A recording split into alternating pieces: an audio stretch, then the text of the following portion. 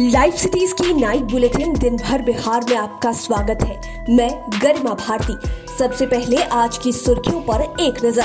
बिहार में होने वाला पंचायत चुनाव फिलहाल टला, राज्य निर्वाचन आयोग ने लगाई रोक। बिहार में लगातार बढ़ रहा कोरोना का एक्टिव मामला। तिहाड़ जेल में बंद पूर्व सांसद शहाबुद्दीन भी निकले corona positive. Deputy CM Tarkishore Prasad ने कोरोना के हालात पर की बैठक। वहीं जानिए पटना हाईकोर्ट का ऐतिहासिक फैसला, जिसने संतान पैदा करने के लिए मुजरिम को 15 दिनों के पेरोल पर छोड़ा।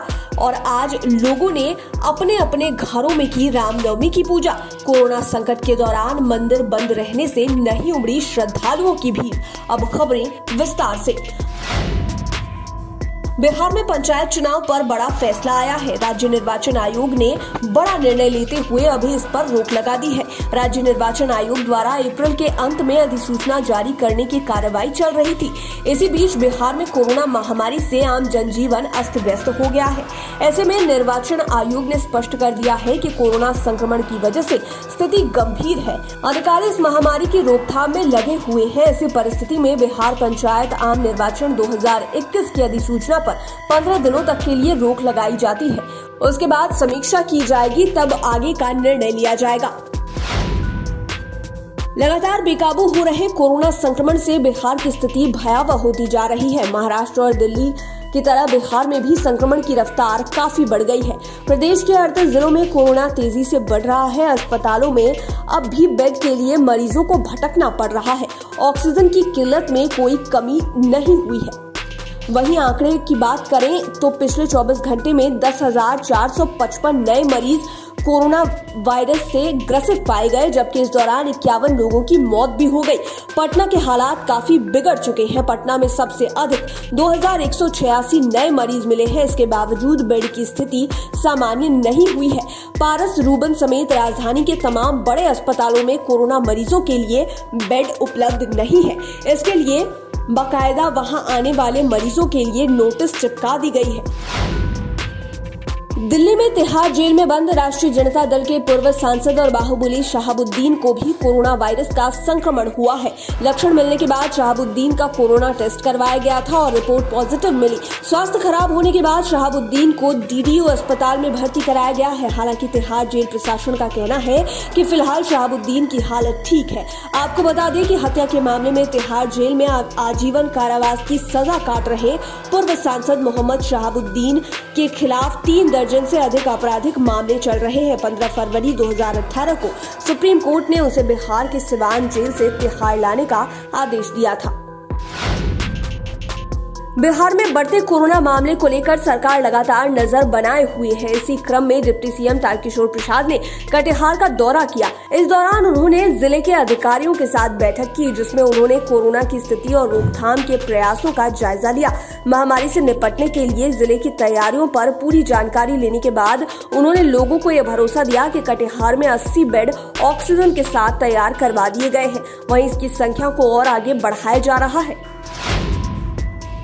कोरोना संकट के इस मुश्किल समय में एम्बुलेंस ऑपरेटर कोरोना मरीजों से मुंह मांगी कीमत वसूल कर रहे हैं। एम्बुलेंस के अलावा पीपीई किट के अलग से पैसे भी एम्बुलेंस ऑपरेटर चार्ज कर रहे हैं। पप्पू यादव ने प्रशासन और एम्बुलेंस ऑपरेटर की मिली भगत का बड़ा आरोप लगाया है। साथ ही बिहार सरकार से कोरोना मरीजों के लिए निःशुल्क एम्बुलेंस की व्यवस्था करने की मांग भी की है। जन अधिकार पार्टी के राष्ट्रीय अध्यक्ष पप्पू यादव प्रेस कॉन्फ्रेंस को संबोधित कर रहे थे, जिसमें उन्होंने कहा कि मैं अब तक कई कोविड पीड़ित परिवार वालों से मिला। सबने यही शिकायत की कि सूबे में कोविड के नाम पर लूट मची हुई है। हॉस्पिटल से लेकर पैथोलैब और एम्बुलेंस वाले सब मिलकर गरीबों का खून चूस रहे हैं। वहीं नीतीश सरकार ने भी खुद को क्वारंटाइन कर बिहार की जनता को सड़कों पर मरने के लिए छोड़ दिया। कोरोना के बढ़ते संक्रमण को देखते हुए दिल्ली के सीएम अरविंद केजरीवाल ने वहां लॉकडाउन की घोषणा की, जिसके बाद वहां से अन्य प्रदेशों के लोगों का पलायन जोरों पर जारी है। इसी कड़ी में बिहार आने वाले प्रवासी मजदूरों की संख्या भी काफी बड़ी है। आपको नालंदा की तस्वीर दिखाते हैं, जहां बिहार शरीफ रेलवे स्टेशन पर दिल्ली से आने वाले यात्रियों के कोविड जांच की व्यवस्था की गई है। लेकिन एक तरफ जहां कुछ यात्री अपना कोविड जांच करवा रहे हैं, वहीं दूसरी तरफ कई लोग ऐसे हैं जो जांच से बचने के लिए पीछे के रास्ते से निकल जा रहे हैं।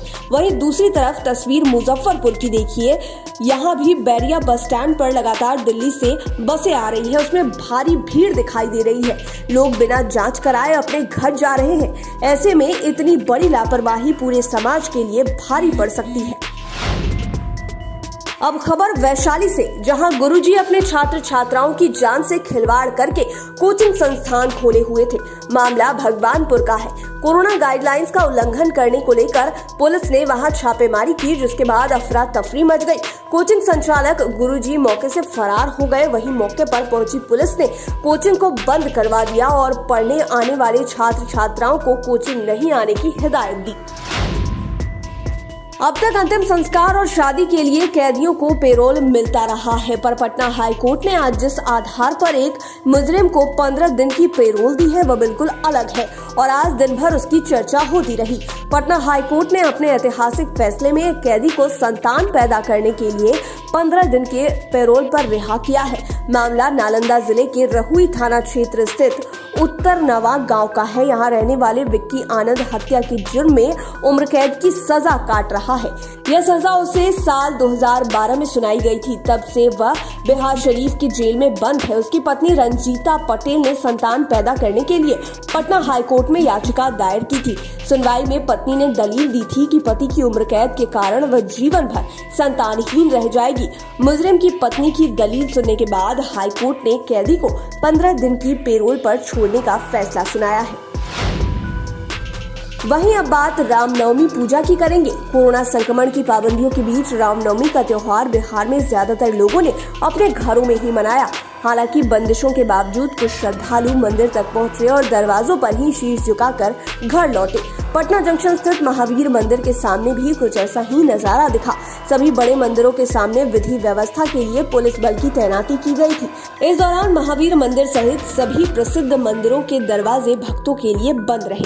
आपको बता दें कि राज्य सरकार ने 15 मई तक सभी धार्मिक स्थलों को बंद करने का निर्देश दे रखा है। लाइव सिटीज की नाइट बुलेटिन में फिलहाल इतना ही। खबरों की दुनिया में बने रहने के लिए हमारे चैनल को सब्सक्राइब करें। लेटेस्ट अपडेट्स के लिए फेसबुक पेज को लाइक करें। साथ ही साथ आप हमें ट्विटर पर भी फॉलो कर सकते हैं। धन्यवाद।